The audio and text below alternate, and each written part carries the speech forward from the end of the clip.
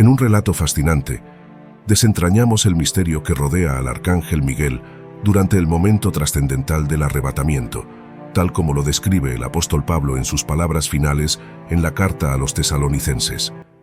En este segmento de la Escritura, Pablo dirige su mirada hacia el futuro, hacia el día del Señor, revelando un secreto poco conocido sobre el papel del arcángel Miguel en este evento cósmico. Narramos aquí tres fenómenos singulares que se manifestarán en el instante en que nuestro Señor Jesucristo haga su gloriosa reaparición. El primer signo a observar es un clamor de comando divino, seguido de manera sorprendente por la resonancia de la voz del arcángel Miguel, como se menciona en 1 Tesalonicenses 4, 16. Este versículo nos cuenta que el propio Señor descenderá de los cielos, precedido por un grito de autoridad, por la voz del arcángel y por el sonido atronador de la trompeta de Dios, marcando la ascensión de aquellos que descansan en Cristo. La llegada del Salvador y Juez será un espectáculo de grandeza y poder, evocando la majestuosidad de un rey y conquistador supremo, con la presencia del arcángel actuando quizás como un general, anunciando la aproximación del Señor. Este magnífico evento será anunciado e inaugurado al sonido de la trompeta divina, en un escenario donde Jesús regresa rodeado por una legión de ángeles distinguidos. La pregunta que se impone es, ¿la segunda venida se asemeja al arrebatamiento?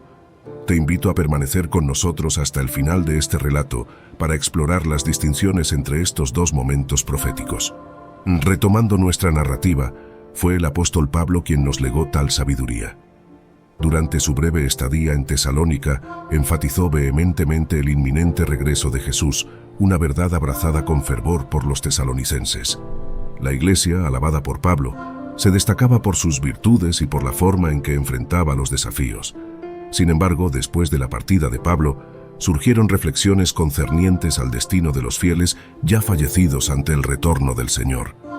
Esta historia, llena de misterio y revelaciones, nos invita a sumergirnos en las profundidades de la fe y en la esperanza del encuentro final con lo divino, guiados por la voz del arcángel y por el sonido celestial de la trompeta de Dios, en un viaje de renovación espiritual y redención. La inquietud entre los fieles cristianos ante la posibilidad de no presenciar el triunfal y bendito advenimiento de Jesucristo era notable. La secuencia específica de eventos relacionados con la llegada de Cristo a sus seguidores ahora se revela. Él mismo descenderá de los cielos, no por medio de un ángel, sino en su propia esencia divina. Se manifestará a través de un estruendoso clamor, acompañado por la poderosa voz del arcángel y por el toque celestial de la trompeta de Dios. Existen diversas interpretaciones sobre la naturaleza de estas señales celestiales, pero hablar con certeza absoluta sobre sus significados es un desafío casi insuperable. Frecuentemente se entiende la voz del arcángel Miguel como una señal convocatoria para los santos del Antiguo Testamento, dada su estrecha vinculación con el pueblo de Israel, como se menciona en el libro de Judas, versículo 9. Incluso, cuando Miguel, el arcángel, confrontó al diablo disputando por el cuerpo de Moisés, se abstuvo de emitir una condena temeraria, limitándose a declarar: «El Señor te reprenda». Hay quienes ven en este llamado una misión de restauración para la nación de Israel. Otros sugieren que tal voz del arcángel tiene como objetivo convocar a los ángeles para formar una escolta militar, protegiendo al Señor y a sus santos en su travesía por las tierras enemigas hacia el cielo.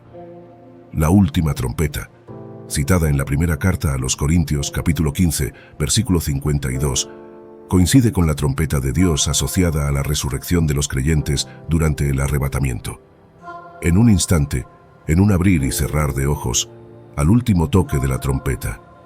Pues la trompeta sonará, y los muertos en Cristo resucitarán incorruptibles, y nosotros seremos transformados.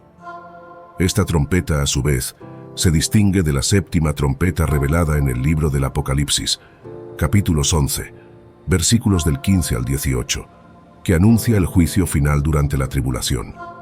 La trompeta en cuestión convoca a los santos para la bienaventuranza eterna, marcando un momento de transformación maravillosa y completa para aquellos que creyeron en Cristo. Se sostiene que los cuerpos de aquellos que murieron unidos a Cristo serán los primeros en ser revividos. En el libro del Apocalipsis, capítulo 11, versículos del 15 al 18, se narra el momento en que el séptimo ángel hace sonar su trompeta, desencadenando proclamaciones celestiales que anuncian la transición del dominio terrenal al reino eterno de nuestro Señor y de su Cristo, que gobernará por toda la eternidad. Los 24 ancianos, que se sientan en tronos delante de Dios, se postran en adoración y gratitud al Todopoderoso, el gobernante absoluto del pasado, presente y futuro, por reclamar su inmenso poder e iniciar su reinado.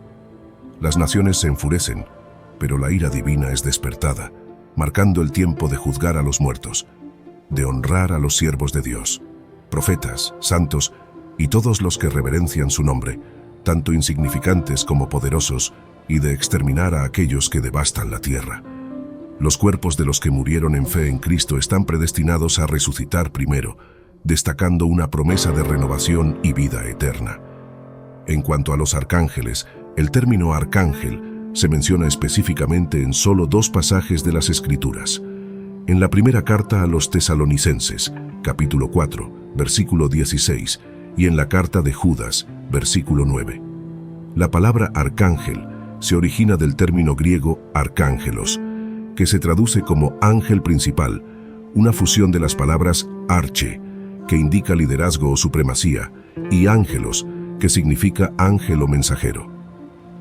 Según las Escrituras, los ángeles están organizados en una jerarquía celestial, y se cree que un arcángel ocupa el puesto de liderazgo entre ellos, manifestando la magnificencia y gloria divinas para servir y llevar a cabo los propósitos de Dios. Judas, versículo 9, menciona al arcángel Miguel empleando un artículo definido, sugiriendo la posibilidad de que Miguel sea el único arcángel. Sin embargo, la referencia en Daniel, capítulo 10, versículo 13, presenta a Miguel como uno de los principales príncipes, implicando que él está entre otros líderes celestiales de estatura similar. Esta descripción sugiere la existencia de más de un arcángel, con Miguel posicionado entre otros príncipes celestiales de igual importancia, revelando una faceta de la estructura celestial más compleja y jerarquizada de lo que se podría suponer inicialmente. Suponer la presencia de otros arcángeles además de Miguel no sería un enfoque sabio, ya que tal suposición podría entrar en conflicto con las enseñanzas de las Sagradas Escrituras. Aunque es posible la existencia de más de un arcángel, Miguel se destaca como el más prominente entre ellos, como sugieren las narrativas bíblicas. En el libro de Daniel, capítulo 10, versículo 21, un ángel hace referencia a Miguel como su príncipe mientras dialoga con Daniel, lo que indica que Miguel tiene la responsabilidad de cuidar del pueblo de este último. Dentro de las Escrituras, uno de los roles atribuidos a los arcángeles incluye participar en batallas espirituales. Y Tesalonicenses, capítulo 4, se observa la participación del arcángel en el retorno de Cristo para reunir a su iglesia. Y en Judas, versículo 9, leemos sobre la contienda de Miguel con Satanás. Aunque Miguel ostenta el poder y la majestad propios de un arcángel, busca la intervención divina, diciendo, «El Señor te reprenda», para enfrentar a Satanás. Esto no solo evidencia el formidable poder de Satanás, sino también la dependencia de Miguel en el poder supremo de Dios. Si hasta el arcángel busca ayuda en el Señor, ¿cuánto más debemos depositar nuestra confianza en Él? Miguel es frecuentemente retratado como un guerrero celestial, comprometido en combates espirituales, destacándose como un ángel de elevada estatura. Aunque muchos ángeles son mencionados en la Biblia como mensajeros, Miguel es consistentemente descrito, en las diversas pasajes que lo mencionan, como alguien que enfrenta o batalla contra entidades malignas. Entre los ángeles mencionados en las Escrituras, solo Miguel y Gabriel son nombrados, pero nuestra comprensión sobre la apariencia o la totalidad de sus funciones permanece limitada, a pesar de las pistas proporcionadas por los textos sagrados sobre su actuación en los eventos humanos.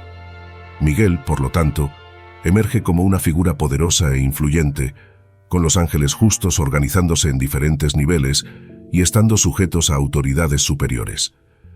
Esta jerarquía angélica se utiliza frecuentemente como analogía para la sumisión de la esposa al esposo, como se menciona en Corintios capítulo 11, versículo 10. A pesar de su inmensa fuerza, Miguel se somete a la voluntad de Dios, ejemplificando una sumisión que es digna de admiración.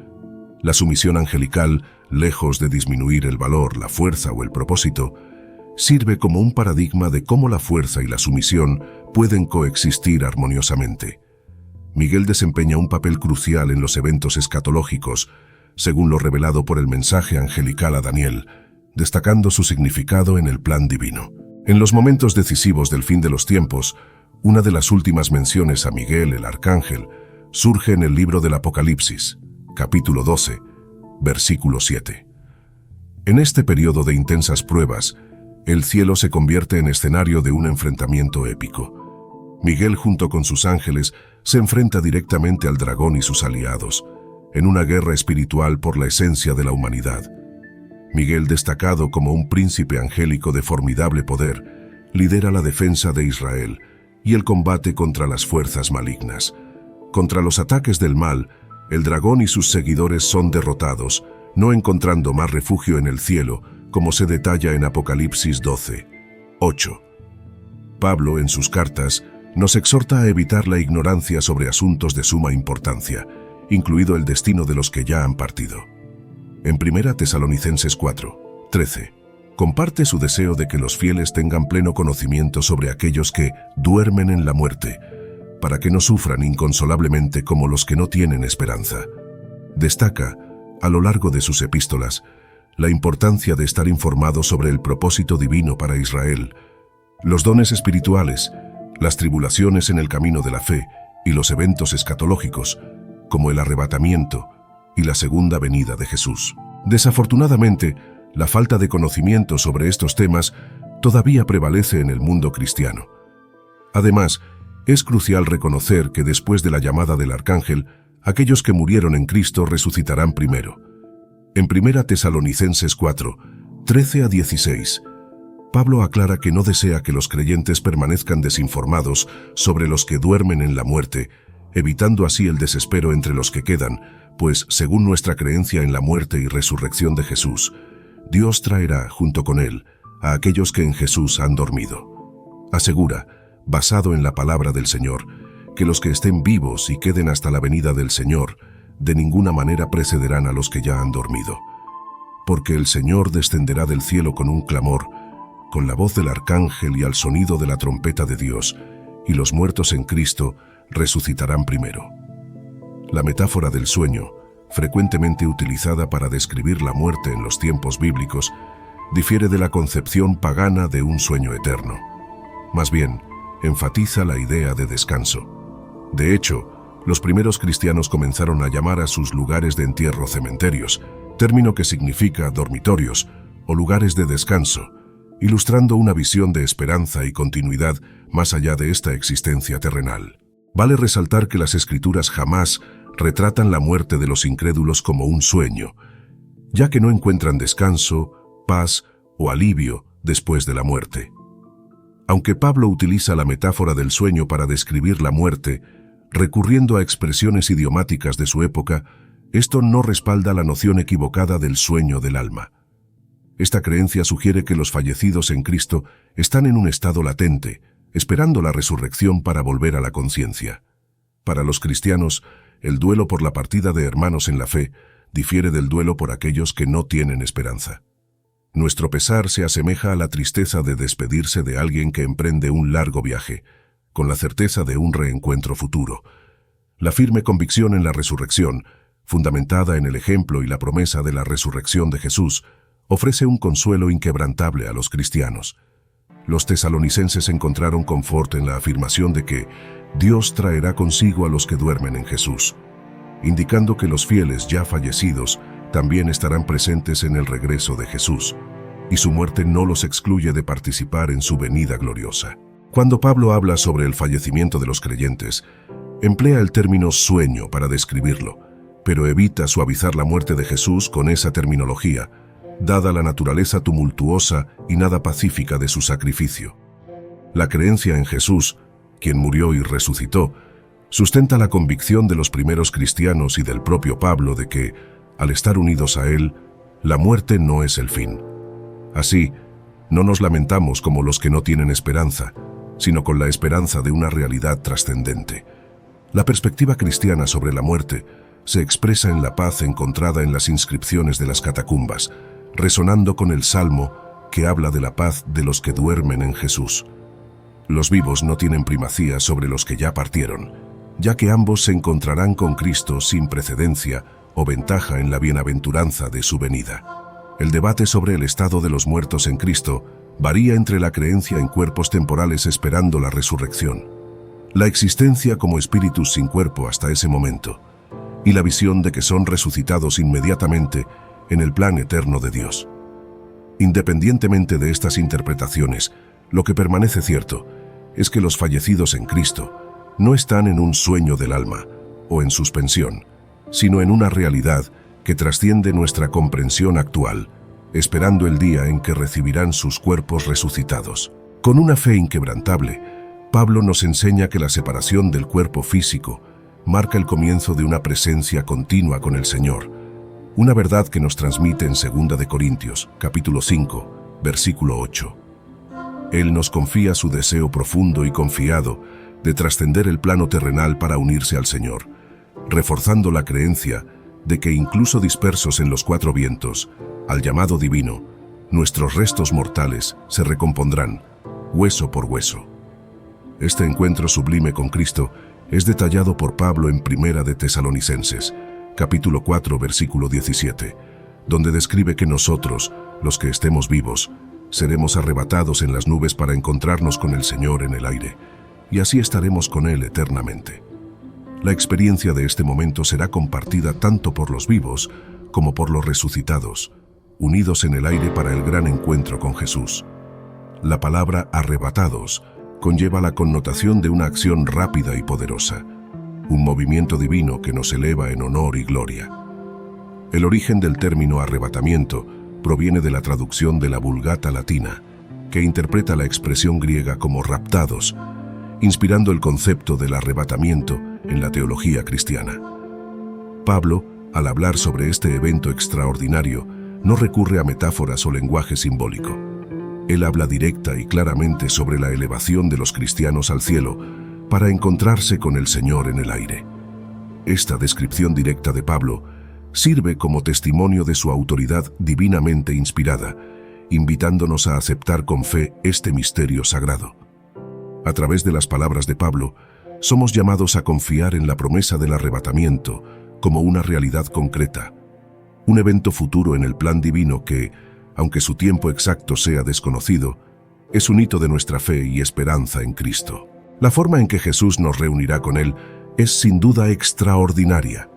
Sin embargo, es esencial grabar en nuestros corazones que, independientemente de la condición en que se encuentren los cristianos, ya sea vivos o ya partidos de este mundo, en el momento del retorno del Señor, estarán para siempre a su lado. Este es el premio supremo de los cielos, estar en la gloriosa presencia de Jesús. La muerte no tiene el poder de deshacer nuestros lazos con Cristo o con la comunidad de fieles. Como se dijo, estaremos siempre con el Señor. Esta promesa lleva consigo una verdad profunda con implicaciones vastas y significativas. Sugiere una continuidad ininterrumpida, indicando que ya estamos en comunión con el Señor. Trae esperanza para el momento de la muerte, pues asegura que, incluso al partir de esta vida, continuamos con Él. Refuerza nuestra confianza en el futuro, sabiendo que después de la muerte estaremos eternamente con el Señor. Significa un avance en nuestra relación con Él, anticipando el día en que estaremos tan cerca de Jesús que ningún pecado podrá turbar nuestra visión o comprensión de Él. En esa eternidad, seremos completamente libres de los estragos causados por el pecado y lo conoceremos plenamente, así como somos plenamente conocidos por Él. Pablo nos exhorta entonces a consolarnos unos a otros con estas verdades, no solo buscando consuelo para nosotros mismos, sino ofreciéndolo activamente a los demás según los preceptos divinos. Al proporcionar consuelo a nuestros hermanos y hermanas en Cristo, también recibimos consuelo. Pablo enfatiza la importancia de seguir practicando este consuelo mutuo, enriqueciendo tanto nuestras interacciones privadas como nuestros encuentros colectivos. La expectativa del retorno de Jesús y la promesa de nuestra unión eterna con Él deben ser fuentes de consuelo para todos los cristianos. Sin embargo, la poderosa afirmación de Pablo adquiere pleno significado solo si después de su resurrección, Jesús fue elevado a los cielos mientras sus discípulos presenciaban este momento impactante, como se describe en Hechos capítulo 1, versículos 9 a 11. Mientras ascendía, una nube lo ocultó de su vista.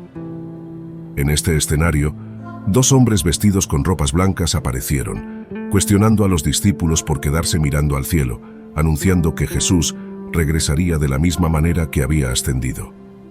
De este relato surgen dos verdades destacadas. El Jesús que volverá a la tierra es el mismo que convivió entre nosotros y ascendió a los cielos después de su resurrección. Su regreso no será en secreto. Así como los discípulos fueron testigos de su ascensión, su segunda venida será visible para todos. El arrebatamiento de la Iglesia se presenta como el próximo gran evento en la cronología profética divina, constituyendo una de las mayores esperanzas de la fe cristiana, aunque envuelto en misterio. Preguntas sobre cuándo ocurrirá, cómo será la experiencia y qué enseña realmente la Biblia sobre el arrebatamiento son comunes entre los fieles. Según las Escrituras, cuando el Señor regrese de los cielos, tanto su aparición como la ascensión de su pueblo para encontrarse con Él serán visibles para todos, caracterizando el arrebatamiento como un evento público y notorio. Este término, arrebatamiento, se origina en la traducción latina de Primera de Tesalonicenses capítulo 4, versículo 17, donde la palabra griega arpazo, que significa arrebatar o llevarse, se traduce al latín como raptare. La palabra arpazo aparece 14 veces en el Nuevo Testamento con 4 matices de significado que enriquecen nuestra comprensión del arrebatamiento. Llevarse por la fuerza, denotando el poder de Cristo para liberar a sus seguidores de la muerte. Reclamar ansiosamente para sí mismo, reflejando el derecho de Cristo sobre aquellos que redimió. Arrebatar rápidamente, indicando la naturaleza repentina de este evento. Y salvar de la destrucción, subrayando el aspecto salvífico del arrebatamiento. El arrebatamiento, por lo tanto, no es solo un evento de profundo significado escatológico, sino también un acto de redención y salvación que afecta directamente la vida de todo creyente, prometiendo una transformación instantánea y la consumación de la esperanza cristiana en la presencia eterna del Señor. La noción de que el arrebatamiento proporcionará salvación a la Iglesia de las adversidades de una era de tribulación, que durará 7 años, es un punto central en las discusiones escatológicas. Hay 3 pasajes en el Nuevo Testamento que iluminan el concepto del arrebatamiento. Juan 14, versículos 1 a 3, Primera de Corintios 15, versículos 50 a 57, y Primera de Tesalonicenses 4, versículos 13 a 18. Entre estos textos, la exposición hecha por Pablo en Primera de Tesalonicenses es la más amplia y constituye la base para la presente discusión. Esta revelación fue compartida por Pablo no solo para aclarar las dudas de los cristianos en Tesalónica sobre si el arrebatamiento ya había ocurrido, sino también para ofrecer consuelo y orientación. Según el apóstol, el evento ocurrirá en un momento, en un abrir y cerrar de ojos, como describe en 1 Corintios 15, versículo 52, enfatizando la rapidez con la que los fieles serán llamados junto al Señor. Personas de todas las eras, incluyendo discípulos, mártires y ancestros devotos, serán resucitadas de sus tumbas durante el arrebatamiento. Cada una de las 3 principales pasajes que detallan el arrebatamiento subraya que está destinado exclusivamente a los creyentes. Esto incluye, por ejemplo, a niños aún muy jóvenes para comprender plenamente el Evangelio, sugiriendo que cualquiera que no haya aceptado a Jesús como su Señor y Salvador no será arrebatado a la presencia del Señor, sino que por el contrario, enfrentará los desafíos de la tribulación. Cuando Jesús prometió en Juan 14, versículos 1 a 3, preparar un lugar para sus discípulos en la casa de su Padre, estaba hablando directamente a los creyentes, garantizándoles un espacio en la familia de la fe. Los animó a no permitir que sus corazones se turbaran, sino a confiar en Dios y en Él mismo, reforzando la promesa de que, al preparar un lugar para ellos, ciertamente volvería para llevarlos consigo, asegurando que donde Él estuviera, ellos también estarían. Este pasaje, que describe la promesa de Jesús de volver y reunir a sus fieles seguidores, refleja la esencia del arrebatamiento, reservado solo para aquellos que siguen a Cristo. La necesidad de Pablo de revelar esta información a los cristianos en Tesalónica no solo buscaba resolver un problema práctico con el que se enfrentaban, sino también reiterar que la promesa del arrebatamiento es para aquellos elegidos por Dios, un mensaje de esperanza y de futura reunión celestial. Dentro de las páginas de Primera de Tesalonicenses, capítulo 4, encontramos una de las descripciones más esclarecedoras sobre el futuro evento conocido como arrebatamiento. Es cierto que la palabra arrebatamiento no se encuentra textualmente en los escritos del Nuevo Testamento. Sin embargo, la esencia de este acontecimiento está bien delineada, especialmente cuando se considera la traducción de Primera de Tesalonicenses 4, 17. Allí, la expresión «seremos arrebatados para encontrarnos con el Señor en el aire» captura con precisión el concepto que el término arrebatamiento busca transmitir, convirtiéndose en una interpretación plenamente válida. La terminología arrebatamiento se origina del vocablo griego arpazo, que transmite una idea de fuerza y rapidez. Este término se emplea en varios pasajes del Nuevo Testamento para ilustrar situaciones de captura o elevación súbita. Por ejemplo, en Juan 10, arpazo se usa para describir la acción de un lobo que arrebata una oveja, enfatizando su carácter violento e inesperado. De igual manera, en Hechos 8, después del bautismo del eunuco, Felipe es arrebatado repentinamente. Y en 2 de Corintios 12, Pablo narra la experiencia de ser arrebatado al tercer cielo. Estos usos diversos de arpazo en el texto sagrado nos ofrecen una imagen vívida del arrebatamiento. Un evento sin previo aviso, abrupto y poderoso, que no permitirá tiempo para preparación. El Evangelio de Lucas 17, versículo 34, ejemplifica la naturaleza repentina de este momento, mencionando que, en cierta situación, dos personas estarán juntas. Una será llevada y la otra dejada. Este pasaje nos alerta sobre una separación instantánea y definitiva entre individuos, incluso entre aquellos que comparten gran cercanía. Por lo tanto, el arrebatamiento implica una transformación repentina en la condición humana, marcando un punto de inflexión dramático y una separación eterna entre los creyentes, que serán reunidos con el Señor, y aquellos que permanecerán. La pregunta que surge es, ¿seremos contados entre los que serán arrebatados o entre los que se quedarán atrás? Volverse decisivo sobre esta cuestión es imperativo, como nos enseña el capítulo 24 de Mateo, versículos 42 a 44. Debemos estar vigilantes, atentos y comprometidos con nuestra fe, pues el momento de la llegada de nuestro Señor es incierto. La parábola del ladrón en la noche ilustra la importancia de estar siempre preparados, pues el Hijo del Hombre vendrá en un instante inesperado. El arrebatamiento posee la capacidad singular de alterar radicalmente nuestras existencias, representando no solo un consuelo personal y una fuente de esperanza, sino también una motivación para vivir de manera expectante y dedicada. Pablo, al escribir a los tesalonicenses, buscó aliviar el sufrimiento de aquellos que lamentaban a los seres queridos perdidos para la muerte, recordándoles que la separación es temporal, pues la resurrección de los creyentes fallecidos restaurará lo que se perdió. En la víspera de su prisión, Jesús aseguró a los discípulos que volvería para llevarlos consigo, una promesa que nos incentiva a vivir con expectativa, dedicación y preparación. Conforme expresado en la carta de Pablo a Tito, debemos moldear nuestras vidas a la luz del arrebatamiento, buscando la redención de nuestras fallas y preparándonos para el retorno de Jesús. La reflexión sobre nuestras acciones y la disposición para cambiar en anticipación al inminente retorno del Señor son esenciales. La distinción entre el arrebatamiento y la segunda venida de Cristo es crucial en el estudio escatológico. Aunque a menudo se confunden, estos eventos tienen características distintas y ocurren en momentos diferentes en el plan divino.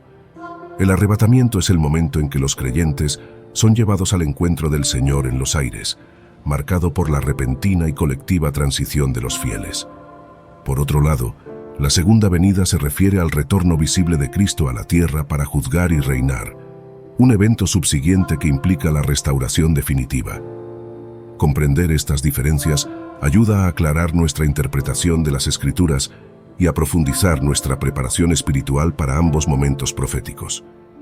La reflexión sobre cómo viviremos ante la posibilidad del retorno inminente de Cristo puede guiarnos hacia una fe más activa y un compromiso renovado con las enseñanzas de Jesús. En la profecía bíblica, el concepto de arrebatamiento está asociado a la creencia en el retorno de Jesucristo, quien recogerá a todos los fieles de la tierra. Este acontecimiento se describe detalladamente en 1 Corintios 15, versículos 50 a 54, y 1 Tesalonicenses 4, versículos 13 a 18. En 1 Corintios, Pablo aclara que carne y sangre no pueden heredar el reino de Dios, revelando un misterio divino: la transformación repentina de los creyentes, que ocurrirá en un instante, en un abrir y cerrar de ojos, al sonido de la última trompeta. En ese momento, los muertos en Cristo resucitarán incorruptibles, y los vivos serán igualmente transformados, marcando la victoria sobre la muerte. Las principales distinciones entre el arrebatamiento y la segunda venida de Cristo son notables. En primer lugar, en el arrebatamiento, los fieles son elevados para encontrarse con el Señor en los aires, mientras que en la segunda venida, ellos acompañarán a Cristo de regreso a la tierra, como se describe en Apocalipsis 19, versículo 14, con los ejércitos celestiales siguiéndolo en caballos blancos. En segundo lugar, el arrebatamiento se ve como un evento que precede a la gran tribulación, un periodo de pruebas y aflicciones, como se indica en Apocalipsis 3, versículo 10, donde se promete protección contra la hora de la prueba. Por último, el arrebatamiento se caracteriza por la remoción de los creyentes de la tierra, un acto de salvación divina. Esta distinción es fundamental para entender la cronología y la naturaleza de estos dos eventos proféticos, cada uno con implicaciones específicas para la fe y la esperanza cristianas. La promesa del arrebatamiento ofrece consuelo y expectativa a los fieles, mientras que la segunda venida señala la consumación del plan divino para la redención del mundo.